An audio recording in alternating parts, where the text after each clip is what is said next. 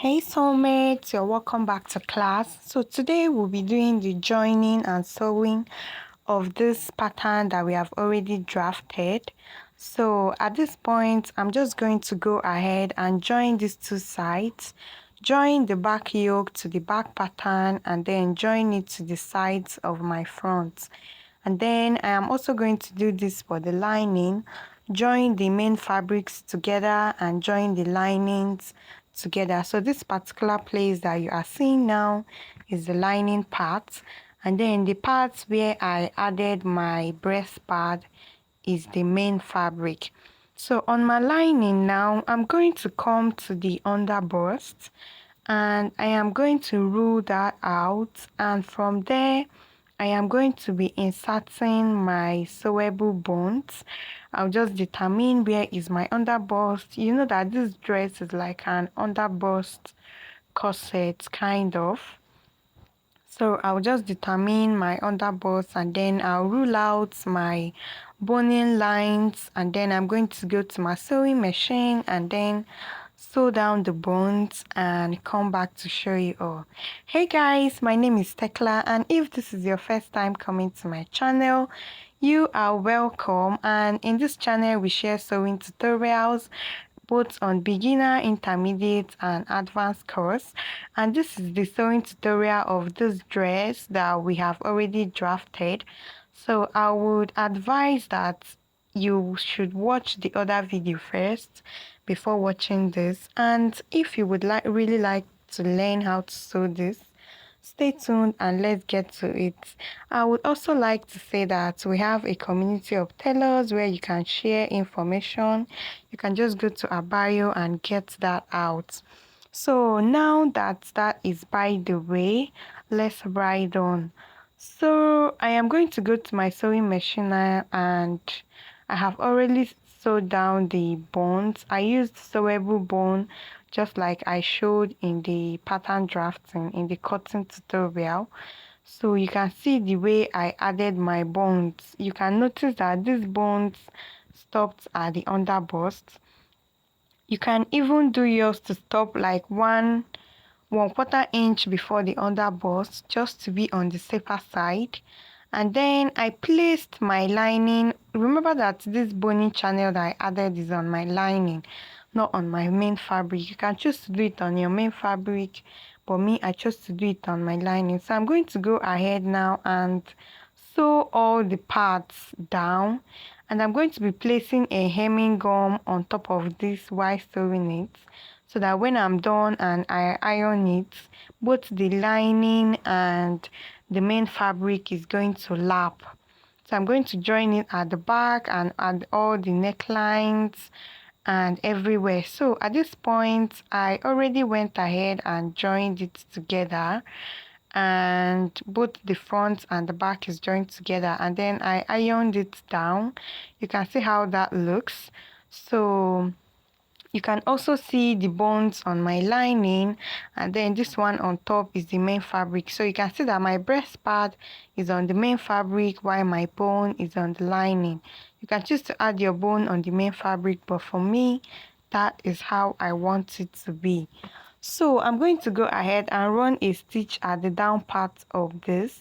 You can decide to use a bias to turn it, but for me, since it's going to be inside, I do not mind. So now that I've run a stitch on top of it, let's ride on.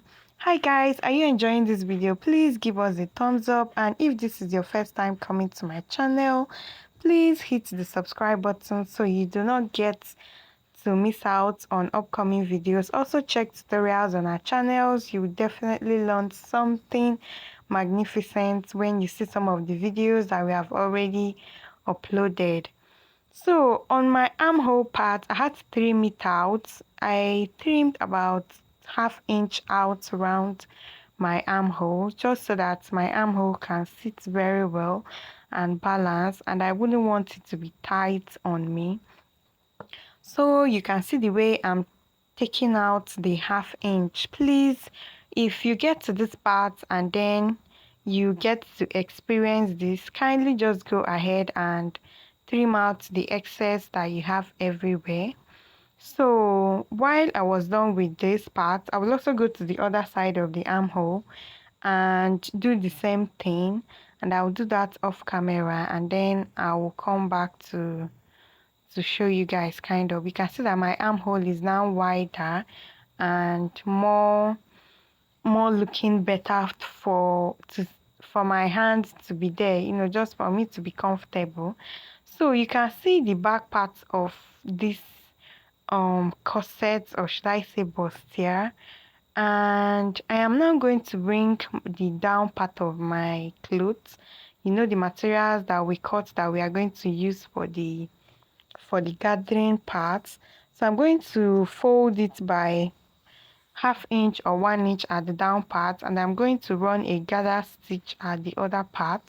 You can decide to weave it or to interlock all the parts before doing this, but I didn't have an interlocking machine right away, so I just went ahead to like sew it like that. So this is the hand, like I'll just fold it by ½ inch, and then I'm going to run a gather stitch on the other side of it. So I am going to do all of that off camera because I wouldn't want this video to be so long, and then I'm going to come back to show you. This is also the rope that I cut out that I'll be using to tie my corset or to lace my corset. So I'll just fold it like that and then run a stitch on top of it to make a very tiny rope, kind of. So I already did this. I was done doing this at this point, and I am going to how I gathered it is that I pulled my gathers in such a way that is the same length with my corset, just that it is about 4 inch longer than my corset, so that I can have where I am going to add my zip. Hope you were able to understand that. So I just notched the center part of my bust part, and then I'm going to also find the center part of my gathered flay, and I am going to now pin it down at that point and sew round it. I'm going to sew from center to this end and from this other center to the other end. So I just found the midpoint, and then I placed right side facing right side, and I will go ahead and pin it down. Also note that this my gathers is longer than my corset by up to like 2.5 inch when I finished, because that is where you'll be attaching your zip, and you know that we took out about 5 inches. We used about 5 inches to snatch the waist, so that 5 inches, also remember to add it back. You can see that my gathered part is longer than the corset part. So at this point I was already filming into the night. So that place that is gathered at the end, once I'm done sewing it, I am going to go ahead and use like a strip, should I say a bias strip or a band, to fold it together, kind of. Hope you understood that. So I'll just use a band to like turn that place so that the gathered part will not be showing. At this point I've joined my gathered part to the up part, and also know that this dress is kind of short for me, but that is how I want it. You can make yours to be longer than this. I use a full length of 36 inches.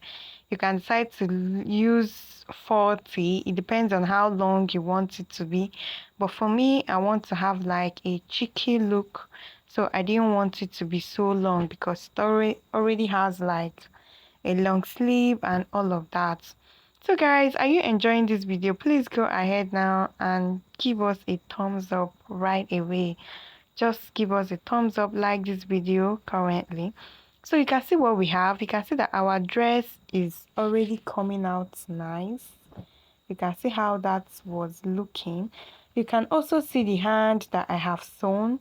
I sewed the flay part and then I joined it to my sleeve, and you can see how it looks. So I'm just going to go ahead and join the sleeve to the main dress. I just gathered the down part and joined it to the sleeve and then sewed it together. So I'm going to go ahead now and join both sleeve to both dress. And once I'm done doing that, I am going to come back to show you. So I will be heading over to my sewing machine at the moment. So please use this opportunity to subscribe if you have not subscribed. You can also reach us on WhatsApp in our community of tailors. Just check our bio on this YouTube and you see the link there. So you can see what I have after joining the sleeve. You can see how fine this dress is already coming out. This was already late in the night. So but then you can see how fine the dress is already coming out. You can see the sleeve. Also note that this flayed or gathered part, you can make it longer than this. Mine is short and that is how I want it to be. Even the full length of this dress is short as well.